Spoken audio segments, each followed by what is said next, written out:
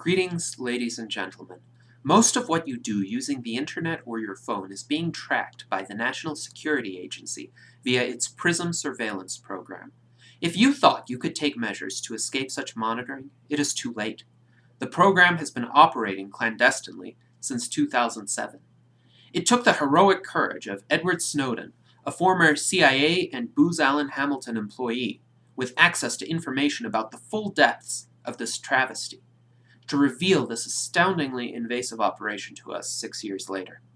Snowden has, at the risk of his own comfort, his income, his freedom, and possibly his life, given us the invaluable knowledge that the world is quite unlike what most of us thought it to be. Glenn Greenwald, the perceptive Guardian journalist and longtime defender of civil liberties, is also a champion of human freedom, dignity, and justice, because of his outstanding work in publicizing these abuses before a worldwide audience.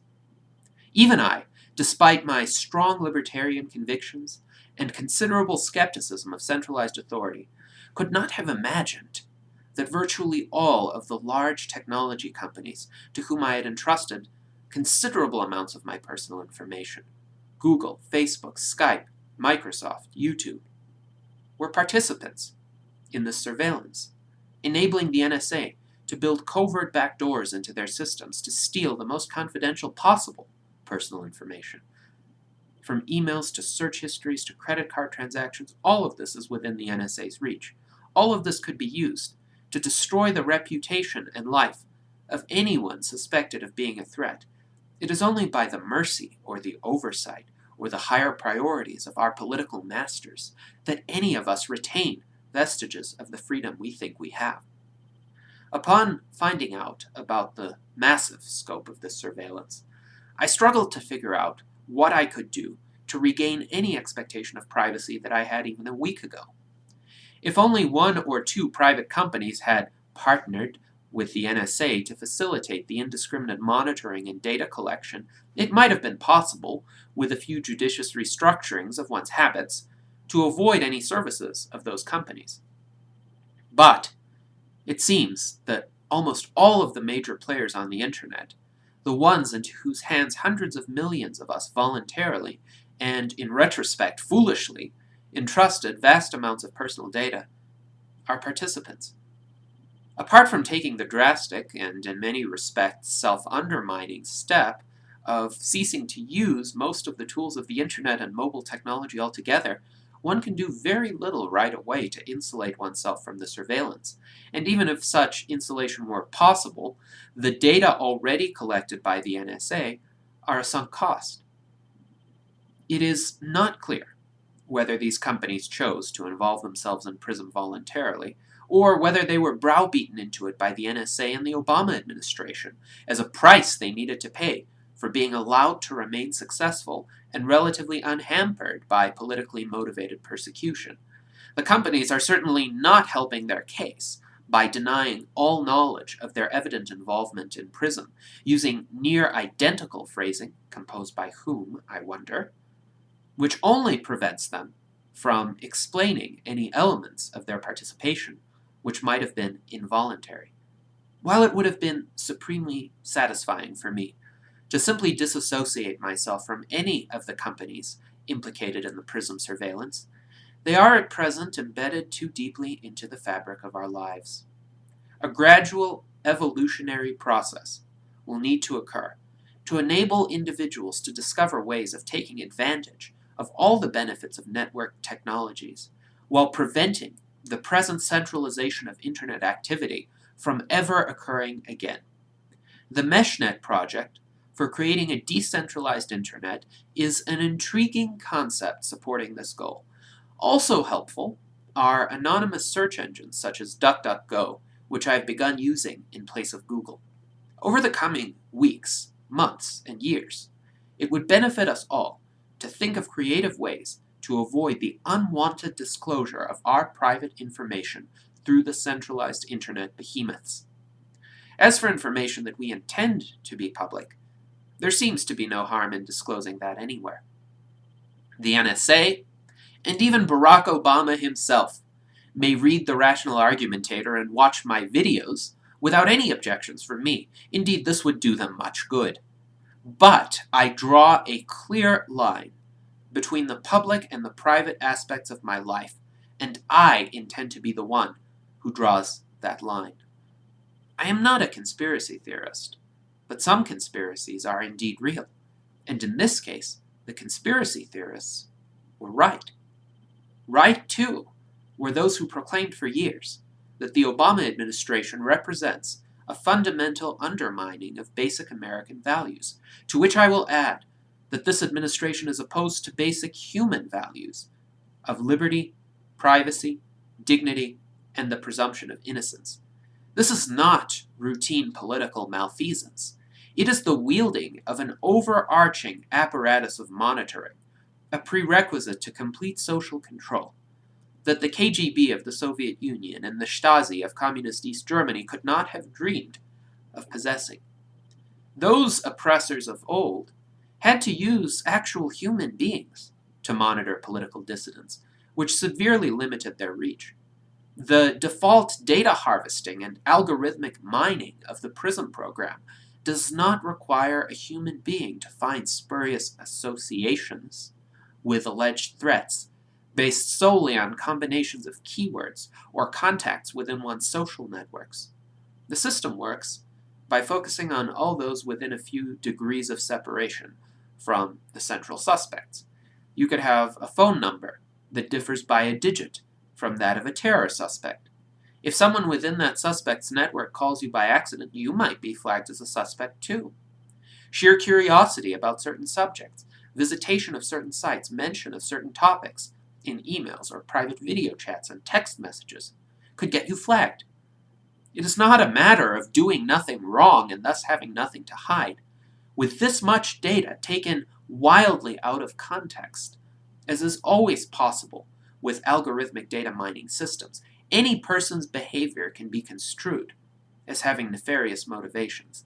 Any sufficiently inconvenient individual can be portrayed as an enemy by Leviathan. This is why no American is safe from his own government unless the wholesale dismantling of the PRISM system and any related surveillance measures occurs. An executive order from Obama could achieve this, but it is doubtful that Obama would issue such an order.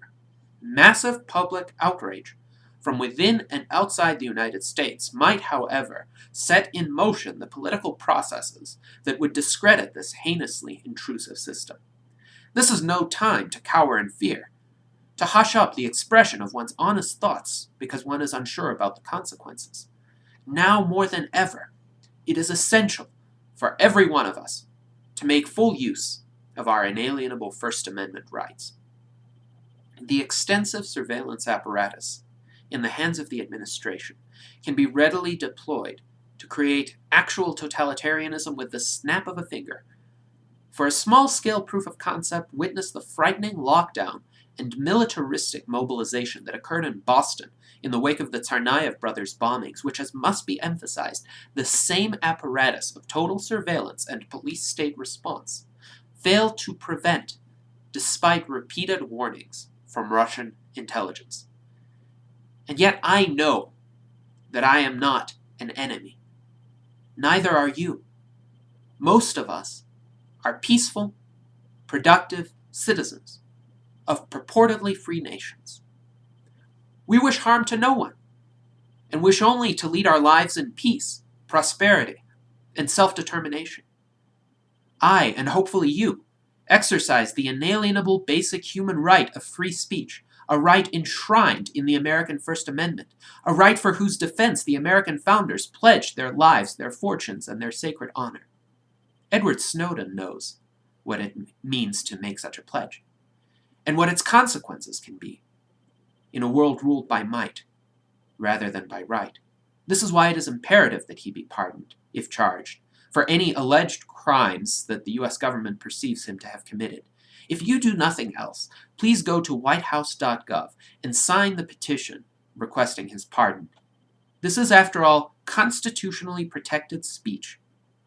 If the administration begins to persecute those who sign the petition, then it would be clear that this country is too far gone. Moreover, If Edward Snowden should meet an untimely end from whatever apparent cause, I would have no doubts of the origins of his demise, and it would also be clear that this country is too far gone. But I do not believe that this country is too far gone. Yet.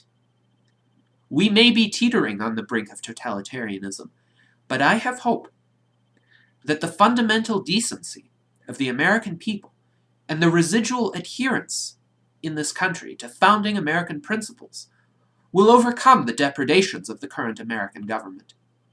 Another vitally important project that calls upon the participation of as many Americans as possible is the class action lawsuit spearheaded by Senator Rand Paul against the NSA PRISM program. I've been critical of Rand Paul's stances, particularly his endorsement of Mitt Romney in the past. But on the issue of NSA surveillance, he is perhaps the most powerful ally that Friends of Liberty have within the United States, and we need all of the allies we can get right now. If Rand Paul can help to dismantle the Orwellian apparatus of the NSA, then any of his past errors of judgment would pale in comparison. Nearly 40 years ago, Richard Nixon lost his office because he authorized spying on a few political opponents. Those were the days. Barack Obama and his administration, often with the explicit support of many members of Congress, have for years authorized and condoned spying on hundreds of millions of Americans and even more citizens of other sovereign jurisdictions. Individuals over whom the United States has and ought to have no legitimate power whatsoever. What will be the result of these disclosures for Barack Obama's tenure in office? The principles of justice suggest strongly that Obama should resign or be impeached and then removed from office, for his transgressions in the realm of surveillance alone are orders of magnitude greater than those of Nixon. Along with Obama, all of his senior executive officials should resign, in addition to senior members of Congress from both parties, including Lindsey Graham, John McCain, Dianne Feinstein, Mike Rogers, and Peter King, all of whom have expressed unequivocal support for the violations of our constitutional rights via the PRISM program, and some of whom have even stated that Edward Snowden is guilty of treason. Yet these politicians are the ones who have violated their oaths of office to support and defend the Constitution of the United States against all enemies, foreign and domestic. And I do not mean to single out any one wing of the two-party establishment, which has created the Orwellian security state in the U.S. after September 11, 2001. Leading Republicans, including many who held prominent posts in the Bush administration, deserve plenty of blame for laying the groundwork for the PRISM program. What is needed is not a mere change in political parties, for that achieves nothing, but a change in the fundamental understanding of the role of government held by those in government. But will the impeachment or voluntary resignation of Obama and some of the other most powerful people in the United States, indeed in the world, realistically occur? Or will they be able to successfully portray their completely unbidden intrusions into all of our lives as being for our own good? Will they frighten and bamboozle us into believing that we need their monitoring of our lives, which we know to be lived innocently, in order to protect us from the threat of terrorism, which according to Ronald Bailey of Reason magazine is 4 times less likely to kill any of us than a lightning strike? With a surveillance program this pervasive, one so clearly endorsed by officials from both parties from the very top down, it is unlikely that the powers that be will merely decide to sacrifice a few of their subordinates and let them take the blame for this gross violation of the privacy of many, perhaps most, human beings. It appears that the American elite has been backed into a corner. Either it will vigorously defend the PRISM system as a united front, or it will need to capitulate to human decency and acknowledge the gross moral failures involved at the highest levels. The outcome will depend on how much public outrage arises. Are Americans going to passively roll over and accept an Orwellian level of surveillance as a fait accompli? Or will they let their profound displeasure be known? I, as an American citizen, do not approve of this intrusion into my personal life by the very elected officials and their appointees who are supposed to function as the guardians of freedom. I urge all Americans to use peaceful methods of speech, petition, and creative advocacy to express their absolute disapproval of PRISM. Moreover, I hope that foreign governments and their citizens will send a strong message to the Obama administration and Congress that the monitoring of innocent persons outside America will likewise not be tolerated. Whether or not PRISM will continue is the litmus test for liberty in the United States, and perhaps in the remainder of the world as well. The outcome of this series of events will determine whether might or right will shape the future of humankind. Thank you very much.